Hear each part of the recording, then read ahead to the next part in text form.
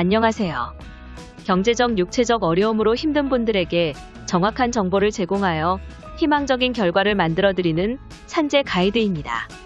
오늘은 산재 승인 이후에 해야 할 일을 알아볼게요. 일단 중요한 것은 사용자와의 합의에 유의해야 한다는 점입니다. 산재 사고에 대해 회사가 손해배상금 명목으로 지급할 경우 산재보험급여가 나오지 않을 수 있습니다. 즉, 근로복지공단은 민법상 손해배상을 받은 것으로 볼 경우 당해 금원만큼 산재급여를 지급하지 않습니다. 합의금은 추후 산재 처리가 종결된 이후 장애급여를 수령한 뒤 일종의 위로금으로 명시해서 받는 것이 좋습니다. 다음으로 왜 산재가 승인됐는지를 반드시 살펴봐야 합니다. 공단 지사에 정보공개 신청서를 작성 제출해 사건 관련 일체의 자료를 요구합니다. 사업주의 거짓이나 잘못된 진술 증거가 있는지 여부를 파악하기 위해서입니다. 이를 통해 산재 사고에 대해 노동자의 과실률, 사업주의 책임 유무를 파악합니다. 노사 각 과실률에 따라 손해배상 금액의 차이가 큽니다. 잘못된 경위로 신청서가 제출된 경우 공단에 서류 반려 요청을 하고 정확한 내용과 자료로 다시 신청해야 합니다. 각종 급여도 꼼꼼히 파악해야 합니다. 우선 산재 승인 시점 이전 기간의 병원 치료비에 대해 요양비 청구를 해야 합니다. 진료비 영수증과 진료비 세부명세서를 발급받아 첨부합니다. 약국 비용에 대해서는 약제비 명세서를 첨부해 약제비를 청구합니다. 그리고 중환자실이나 회복실 기간을 제외한 요양 승인된 기간에 간병인이나 가족이 간병을 했다면 간병료를 청구합니다. 이때 간병의 필요성이 있다는 주치의 소견을 첨부하는 것이 필요합니다. 그 밖에 환자의 이송과 통원에 필요한 비용 및 각종 의료기구 사용을 위한 비용도 청구합니다. 휴업급여를 제대로 받는 것도 중요합니다.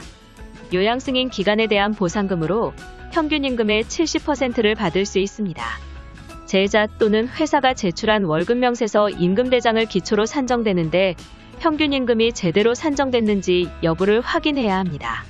공단에 정보공개 신청서를 제출하면서 평균임금 산정내역서를 요구하면 됩니다. 한번 산정된 평균임금은 산재보험급여의 기준이 되기 때문에 면밀히 살펴야 합니다. 잘못 산정됐다면 평균임금 정정 및 보험급여 차액 청구서를 작성한 뒤 재산정을 요구해야 합니다.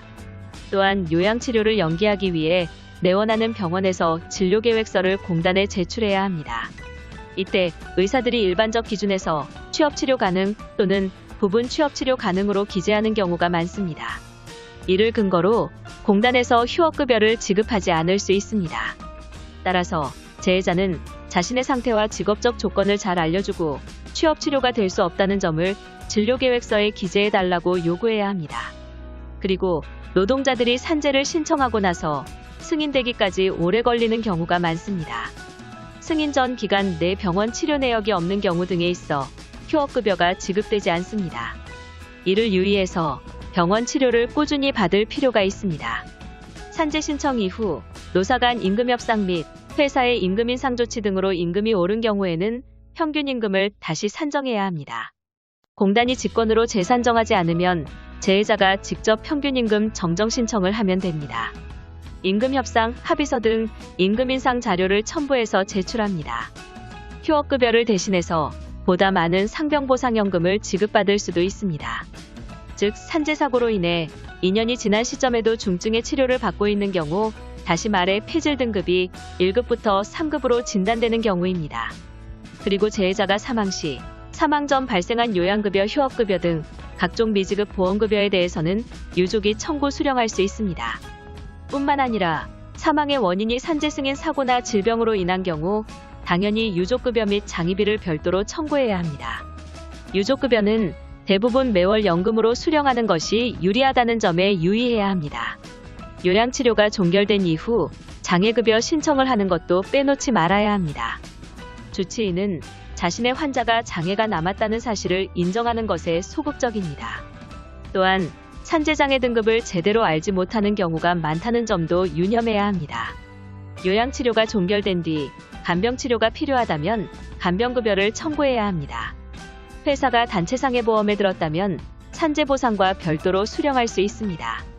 보험 약관에 있어 재해자에게 불리한 경우가 많은데 이 경우 금융감독원 진정이나 민사소송을 통해 구제받을 수 있습니다. 산재 가이드는 법률적으로 문제가 될 수 있는 부분에 관해 상세히 설명을 드리고 해결책을 제시하는 길잡이를 해드립니다. 항상 노력하는 자세로 의뢰인의 이익을 최우선하는 모습을 보여드리겠습니다. 그 밖에 더 많은 정보는 네이버 산재 가이드 카페로 오시면 확인하실 수 있습니다. 내용이 마음에 드셨다면 구독과 좋아요, 알림 설정 부탁드립니다. 더 좋은 내용으로 찾아오겠습니다. 감사합니다.